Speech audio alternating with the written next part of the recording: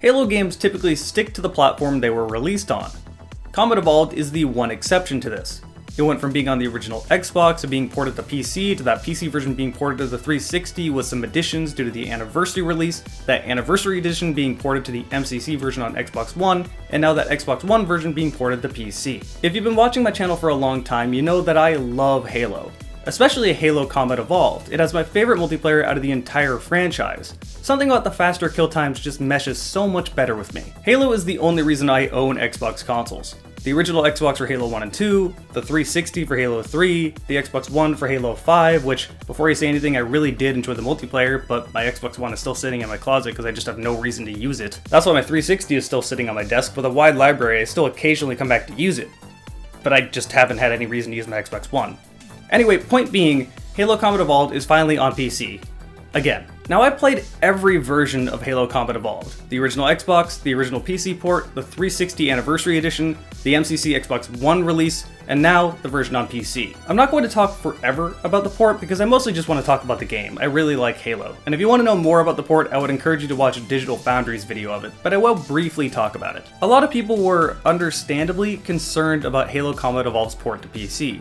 After all, Halo Reach's port was not that great, and it still has issues that have not been fixed. I wasn't one of those people tremendously worried. As I said, this game has been ported so many times to so many different platforms that it's easier to work with now. As far as the port goes, this is much better than the original PC release back in 2003.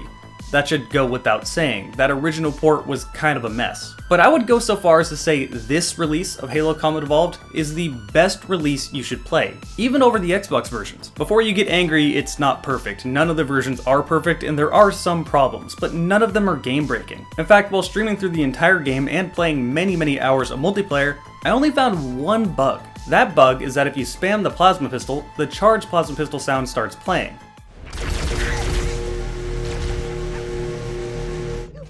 Is that me? Yeah.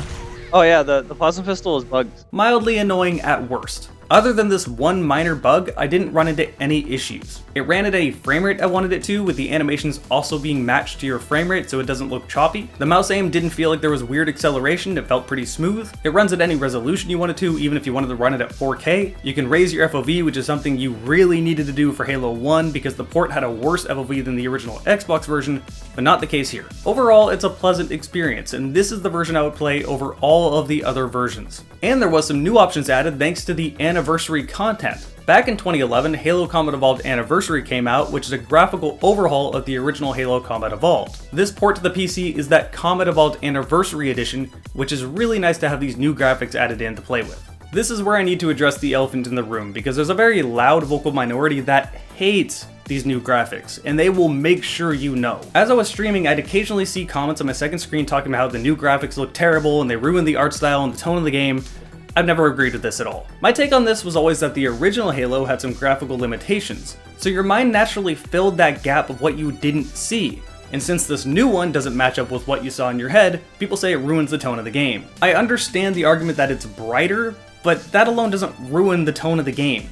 I really disagree with this argument. I like the new graphics. I think they look fantastic, and I'm going to choose these new graphics 10 times out of 10. This is a completely subjective thing. You don't have to like the new graphics. You can like the older graphics more than the new ones. That's perfectly fine. What I don't understand though is the need to go everywhere yelling at people playing with the new graphics just to make sure they know that it's worse. I'm gonna be honest, I don't give a shit. I just like Halo and want to play Halo. Besides, if you don't like the new graphics, turn them off. It's optional. There's even a new added edition where you don't have to use the new anniversary sound effects, which is really awesome. Again, personally, I would prefer to use the new sound effects. I think they sound like the old sound effects, but just better. I'm sure I made a few people angry by saying that, but the shotgun sound effect still sounds like a cannon, but with even more bass. And that same logic applies to everything else in the game. At least that's how I hear it. But again, if you don't like it, you can turn it off, and that's perfectly fine. I hope I don't come across as rude. I probably did there, but it's really hard to go anywhere on the internet and not see someone angry by this, and it seems so weird. Just kind of seems like an unproportionate reaction to something that isn't that big of a deal. So there's my feelings on the PC port. It runs as intended, nothing feels particularly broken, and most importantly to me, you can use a mouse and keyboard. Halo on console always felt a little bit weird to me. Here's a shooter all about precision and headshots. Have a controller! Thanks. That's what I wanted. But hey, we all still played it because Halo is a really good game, so having it on PC is just so nice. With that all out of the way, let's actually talk about the game. Let's start with the story. I've always enjoyed the story to Halo Combat Evolved.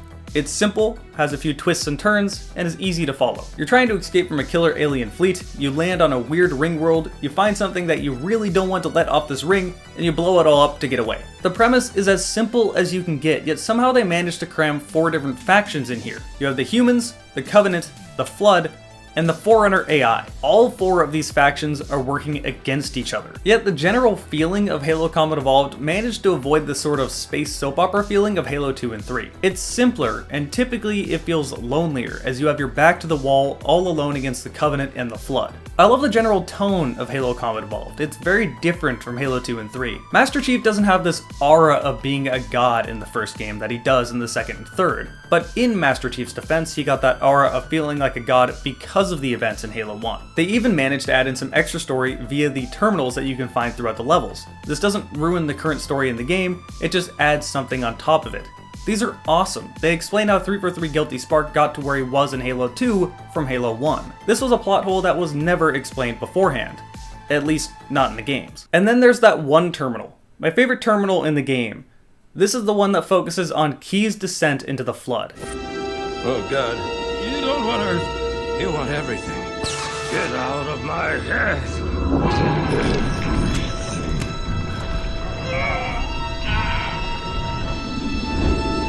Miranda, is that you? Forget everything. No, please, don't let me forget. This cutscene makes me genuinely uncomfortable.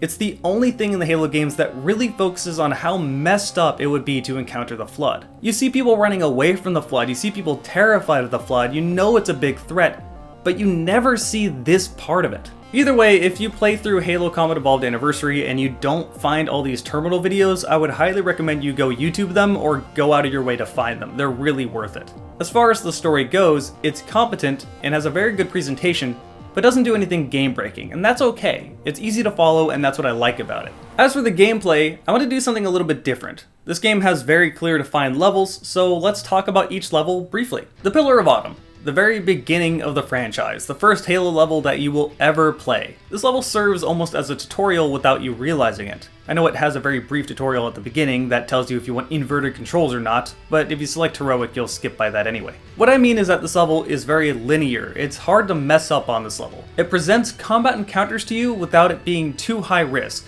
Enough for you to understand the game with it still being enjoyable. It's not too dumbed down, it lets you do what you want, but it doesn't really let you mess up. This level is also setting up the reveal to the Halo ring. Halo is really where Halo opens up. This level is a lot more open than the first game. It's no longer linear. Instead, they give you a Warthog for the very first time in the entire franchise and give you 3 different objectives to go rescue Marines. Personally, myself, I don't hate this level, but I never really cared for it either. It just kind of feels like a chore to drive out of your way to find these Marines and then to defend them until they leave and then go find the next ones. The Truth in Reconciliation. This level starts you with a sniper and you sneak your way onto a Covenant carrier. This is the first time you get into any sort of environment like this. It's also where one of Halo's problems really starts showing up. The game's graphics are very copy-paste. I guarantee you the first or second time going through this level, you're going to wander around not knowing where to go. It's literally just hallways, but every hallway looks the same. Nowadays, this is not really a problem for me because I played the game so many times I know exactly where to go, but back in the day, I remember hating this. That's not to say anything about the level itself. The level itself is quite fun. Your objective this level is to rescue Captain Keyes, who went down to the ship on the Halo ring and then was captured by the Covenant. This level is probably also the first time you really start seeing plasma grenade chain reaction explosions. I love these do not get old. The Silent Cartographer. This is, in my opinion, the best Halo level in the entire franchise. What is there to be said about this level that hasn't been said before? This level is not linear, but there's a very clear path to take. You're set on a circular island. No matter what direction you go, you are going to get to your objective. And throughout the island, there are Covenant that you can kill along the way. Eventually, you find your way to the intersection of the island, go down below, find your objective, and come back up. This map design is so good, it's been a major influence on developers moving forward. In fact, many years later after Halo Combat Evolved, a mod for Half-Life 2 came out called Minerva. This mod was so good, the modder got hired by Valve. His name is Adam Foster. I took a screenshot of Minerva and posted it on Reddit years ago, and he replied to it in the comments, of which I basically kind of interviewed him. Now the mod is set up in a way that is extremely similar to the Silent Cartographer, and I asked him about that. And he said he had to stop playing Halo while making the mod so he didn't just rip it off. This is the kind of impact this level has. It's perfection and I could play it time and time again without getting bored. Assault on the Control Room. This is one of Halo's bigger levels. It's a giant snowy canyon that you have to drive all the way through, but there's tons of extra rooms and pathways to get to that driving point too.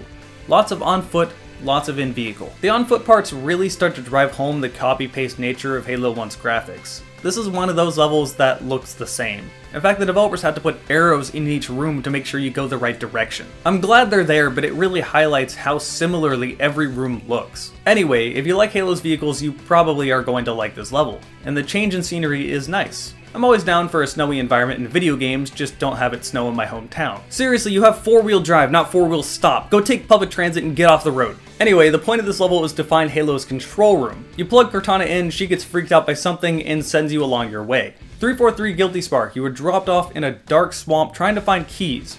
Cortana is freaked out by something, you don't know what, she didn't bother telling you, and you have to stop Keys before he finds that thing. The presentation is great, something has spooked a lot of people, and something has gone wrong. This is the main twist in the reveal of the Flood. The Covenant never stops being the enemy, but the Flood become the real enemy from this point on. This probably won't have the impact on you today that it did back then because it's been spoiled and everyone knows that the Flood exists. But when you first play Halo without having any other information, this is a genuine twist. You had never seen the Flood before. This was a game about killing evil aliens, not suddenly zombie parasites. Regardless, it's a fantastic setup with a great payoff. And it goes to the next level, the library.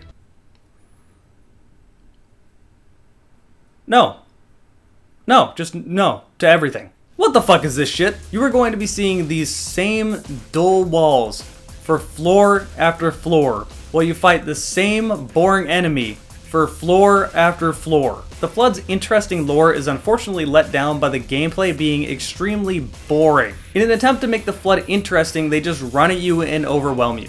Occasionally they'll shoot at you inaccurately with a weapon from range, big deal, or they'll just randomly kill you with a rocket launcher. Alright, one more floor. I like how the moment I get to the light. Oh my god! Wow. I went to scratch my face and it turned the corner. God damn it. Okay, that's actually pretty funny, but still, the Floods suck. Having an entire level dedicated to the Flood and having the entire level look the same is so goddamn tedious. My method for beating this level is never stopping, always moving forward, just trying to speedrun it because I don't want to play it. What makes this even worse is that the whole point to this level is to retrieve the index, which you spawn about 100 feet away from, but have to go up 4 floors and take the elevator back down to pick it up. This is, in my opinion, by far the worst level in Halo history. I feel like from this point on, I just don't want to keep playing the game. The library is a crappy level, and then the following levels really aren't that great either, aside from the mob, but I'll get to that. The 2 betrayals. This is that big snowy level, except now you're going the other way. And there's Flood. Great, I'm backtracking and there's Flood. Nice. To be fair, it can be amusing to see pure chaos between the Covenant and the Flood fighting, but as a whole it doesn't quite make this level worth playing. It feels like filler and they didn't do enough to make the backtracking interesting. I've already played on this level, but now I'm playing on this level with an enemy I don't find fun. Keys. You're backtracking again, except for this time it's a Covenant cruiser that has totally torn apart and there's Flood everywhere. The objective here is to rescue Keys out of the cruiser again, except for this time the Flood captured him. Once again, my tactic on this level is to just try to run through the Flood as quickly as possible and speedrun it because I just kind of don't want to play it. And in my defense, if you don't do this, you're going to be held up by the Flood constantly spawning anyway, so you really gotta go. You eventually do meet up with Keys, or what's left of him, and punch the hell out of his face to get something that you need. The Maw. Aside from sounding like a war story, this is the final level in Halo Combat Evolved. On this level, you find yourself on the Pillar of Autumn, which crash landed on the Halo ring. For once, backtracking is actually interesting, seeing the ship completely torn apart. Your whole goal for this level is to blow up the Pillar of Autumn, destroying the Halo ring entirely, getting rid of the Flood. 343 Guilty Spark comes back and tries to stop you, so you do it the manual way. You set up the chain reaction, you get into the Warthog for a legendary escape sequence that will always be fun. Redneck sounding Fullhammer dies, you get into a ship, fly away, ring explodes, game ends. I say the second half of Halo Combat Evolved is rather weak compared to the first half, but that does not include this level. This level is a fantastic, great, fun level with a fulfilling ending. It took me about 4 hours to stream through it, but I played this game so many times that I guarantee you the first time through will probably take you a few extra hours than it took me. How would I rate it amongst the rest of the Halo games as far as campaign is concerned? I wouldn't say it's one of the better ones. I'd rather play Halo 2 or Halo 3's campaign over Halo 1, but what I would rather play is Halo Combat Evolved's multiplayer over the later games. I did mention I love the multiplayer, and I want to briefly talk about it. People oftentimes joke, talking about how overpowered Halo 1's pistol is, but in all reality, the pistol isn't overpowered. They're forgetting one really crucial thing. Everything kills faster in Halo 1. Halo Combat Evolved's pistol loses to the sniper, and loses to both the shotgun and assault rifle up close. It doesn't really do anything particularly well aside from medium range, but that will still lose to a sniper. It just does everything pretty well. Does that sound familiar? It should. It's Halo's utility weapons. This is how it's always been in every Halo game.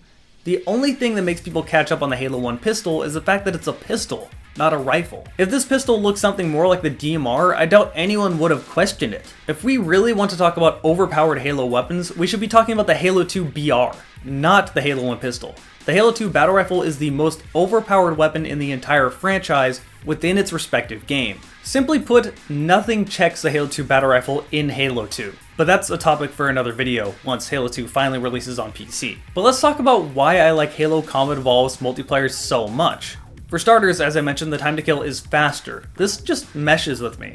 Something feels so good about that 3-shot pistol. Something also feels really good about just mowing someone down with the assault rifle up close. The rocket launcher having a ridiculously huge blast radius, but also being slower, so if you manage to not kill them, you're still in a really bad spot.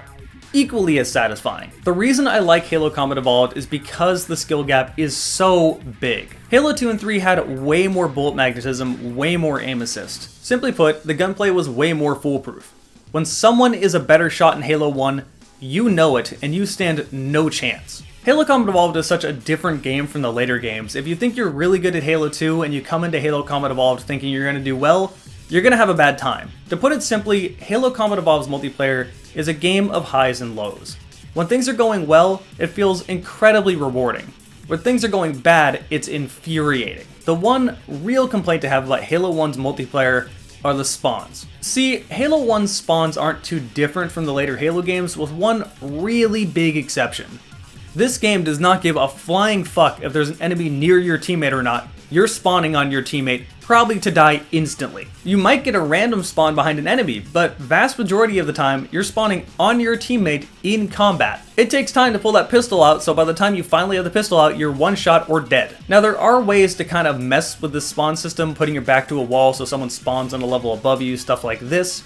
But really, I can't defend this. This is an awful spawn system that results in a lot of spawn killing, and if they changed that in the remastering, I would not have cared. The one other thing they added to the multiplayer with Halo Combat Evolved Anniversary is that they added a mode for Halo Reach, which tries to emulate Halo Combat Evolved, making the pistol a 3-shot and bringing back some Halo 1 maps. Now, as you guys already know at this point, I really hate Halo Reach's multiplayer. I don't like Bloom, I don't like armor abilities, I don't like the maps.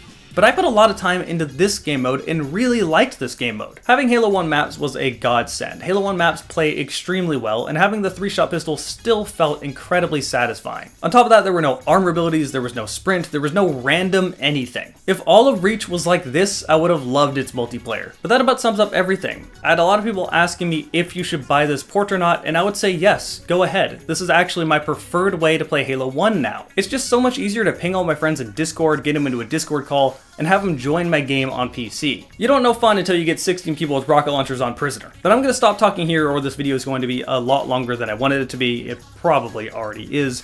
I hope you guys have enjoyed this video. Thanks to all of you that came out and hung with me over on Twitch. My Twitch is twitch.tv/JerrickFordGamingDragon. If you subscribe there, you'll get to see my videos ahead of time. Same thing with my patrons over on patreon.com/JerrickFord. Thank all of you guys for hanging out and watching this video, and I will see you next time.